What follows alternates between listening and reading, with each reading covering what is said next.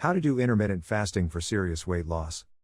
We're going to share with you the power of intermittent fasting. It is currently one of the world's most popular health and fitness trends, and more people in the bodybuilding industry are using it as a tool to aid with their cutting cycles, plus the health benefits that comes with it.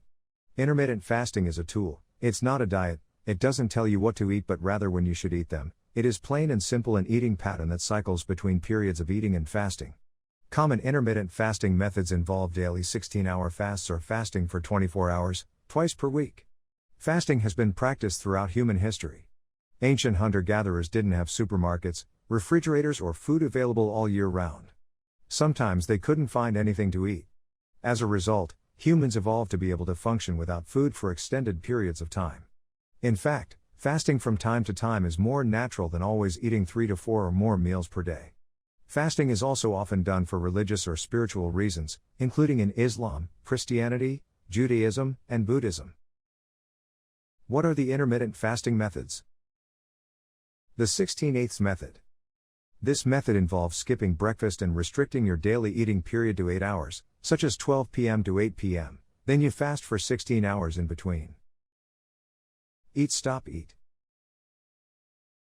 This involves fasting for the whole day, usually for 24 hours, once or twice a week, for example by not eating from lunch one day until lunch the next day. The 5-to-2 diet. With these methods, you consume only 500 to 600 calories on 2 non-consecutive days of the week but eat normally the other 5 days.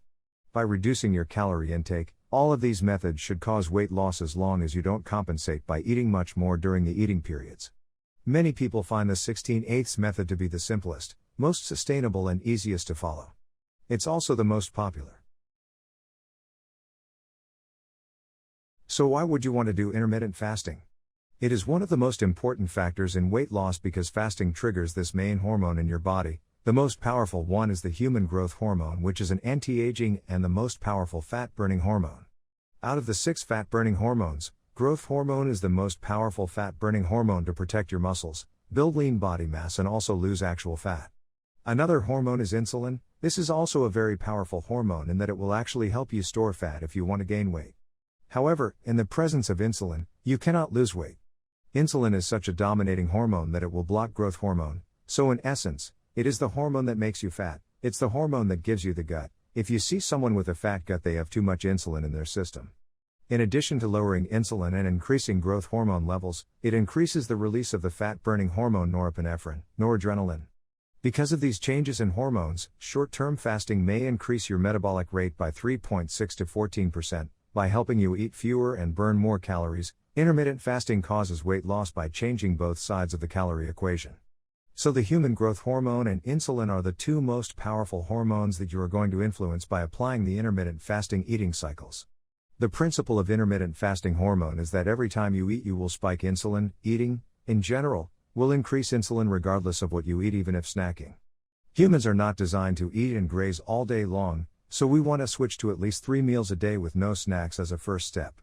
This technique can heal insulin resistance where you are eating frequently and have the pancreas pumping out way more insulin than you need, because what happens when you have too much insulin? The cells start blocking it and then your body doesn't get the return communication and the pancreas doesn't get the feedback that the insulin is connecting, so it sends more insulin through the channels.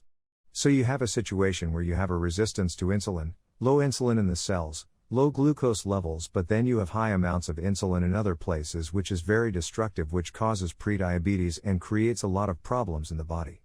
Going from 6 to 5 meals a day to the full 16/8 intermittent fasting method may take some time and avoid the headaches and hunger pains. You have to gradually transition until you can achieve some serious fat-burning methods like the 24ths. How to transition from a normal eating pattern to intermittent fasting?